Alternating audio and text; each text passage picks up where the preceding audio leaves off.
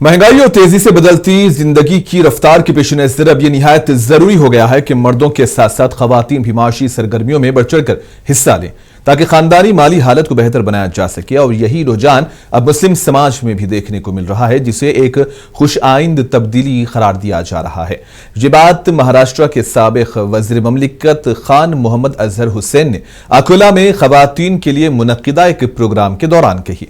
इन्होंने कहा कि मुख्तलिफ शोबों में अपनी सलाहियत का लोहा मनवाने वाली खवातीन न सिर्फ खुद मुख्तार बन रही हैं बल्कि समाज के लिए भी रोल मॉडल बनकर उभरी हैं।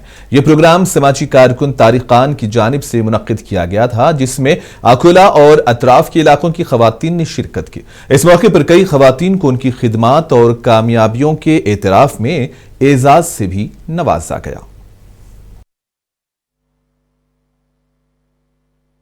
हमारी लड़कियां, हमारी बहनें, हमारी बच्चियां इस बात को समझ रही है कि जिंदगी में अगर हमको रात को तरक्की करना, आगे बढ़ना है तो हर एक का हुनरमंद होना बहुत जरूरी है। आपके मजहब को, आपके धर्म को, आपके चरित्र को, आपके कैरेक्टर को, आपके किरदार को सबसे बड़ा धोखा अगर कोई है वो आपकी इत्तेफादियत है, आपकी जो इत्तेफादी हालत है, आपकी जो पैसों की कमी है वो है।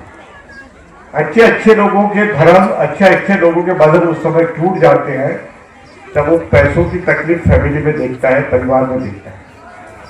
और इसलिए जरूरी हो जाता है कि हमारी लड़कियों को, पिछड़े समाज की लड़कियों को, पिछड़े समाज के बच्चों को ये समझना बहुत जरूरी हो गया है कि घर अब केवल आदमी के भरोसे नहीं चल सकता। आपको कुछ ना कुछ सीखना पड़ेगा, करना पड़ेगा, कोई ना कोई रास्ता निकालना पड़ेगा, नहीं तो इत्तेसादियत